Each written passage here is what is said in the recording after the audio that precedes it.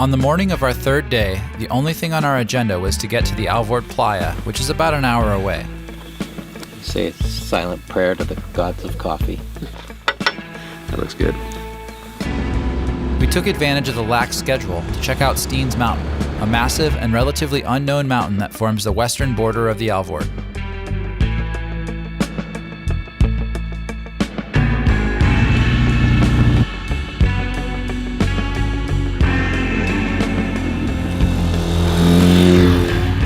We enjoyed some amazing views and got a few shots before heading off to the town of Fields.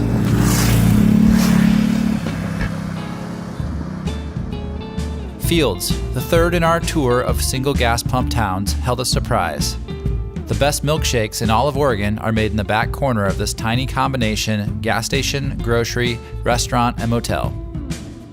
We loaded up with their finest provisions and then took the back roads to the playa where we'd camp for the night.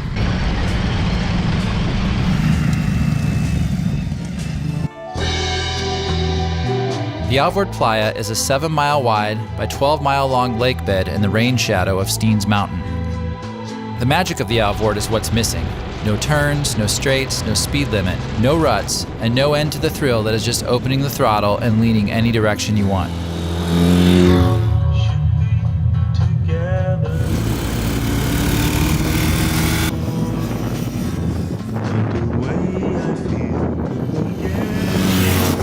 After a few hours of exploring the entire perimeter, we began to consider our options for camping.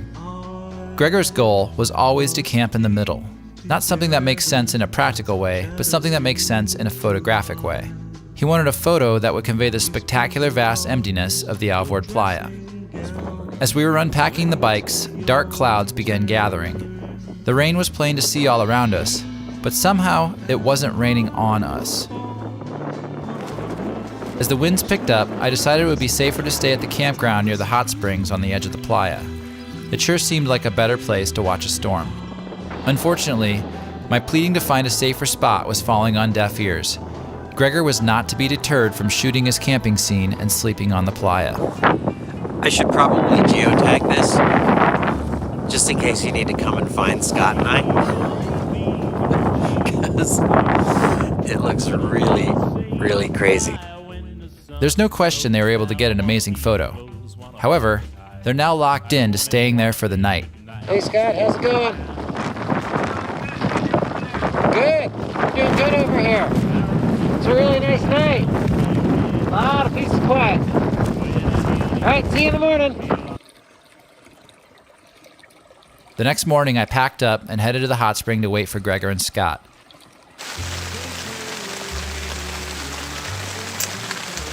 So it rained off and on all night, and I just got up to go outside for a second.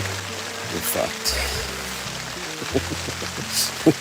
We're really far from the side, and it's going to be impossible to ride, and I have no idea how the fuck we're going to get these bikes off of the playa.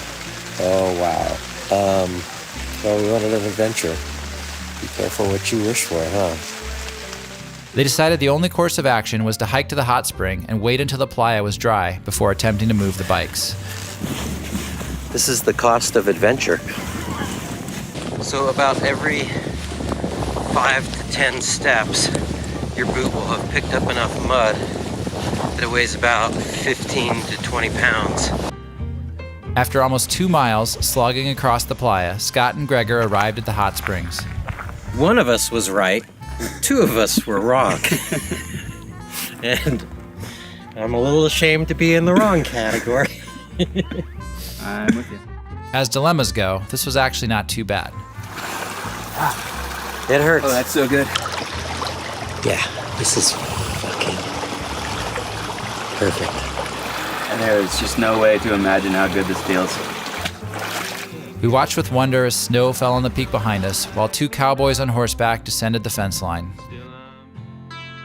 After a while, we were joined by an eclectic and entertaining assortment of individuals, from a trans quantum physicist to a Jeep-owning knitter.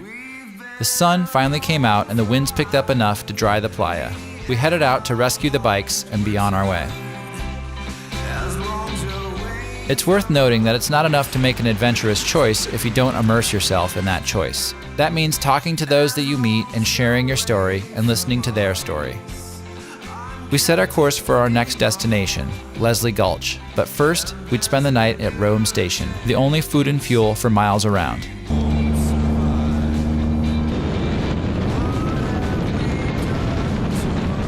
Speaking of sharing stories, when we arrived in Rome, we ran into a couple of bicyclists who were mapping a 1,000-mile off-road route for a bicycle race across Oregon.